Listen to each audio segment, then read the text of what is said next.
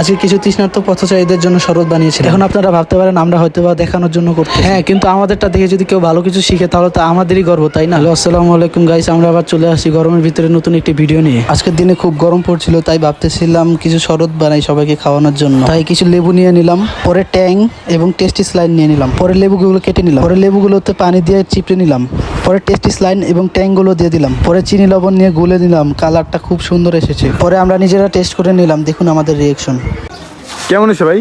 অস্থির হয়েছে, অস্থির। এক কথা ভাই, সব ধরনের আইটেম দিছি তো, সব ফ্লেভারটা একবারে আছে। তরুণ ভাই মশলা দিলে খুব মজা তরুণ ভাই কেমন আছে? এক কথা অনেক মজা হয়েছে ভাই, অনেক মজা। ধন্যবাদ।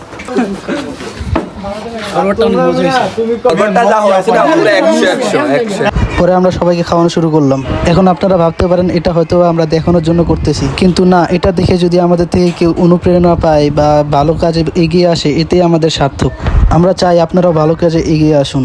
মানুষকে উপকার বা দান করলে কখনো ধন সম্পদ কমে যায় না, উল্টো আরো বাড়ে। আজকে এই পর্যন্তই। ভিডিওটি ভালো লাগলে লাইক কমেন্ট শেয়ার দিয়ে পাশে থাকবেন। এরকম ভিডিও আরো পেতে ফলো দিয়ে সাথে থাকবেন। আপনারা যদি লাইক কমেন্ট শেয়ার করে আমাদের উৎসাহিত করেন তাহলে আমরা এরকম ভিডিও আরো বানাবো। ধন্যবাদ।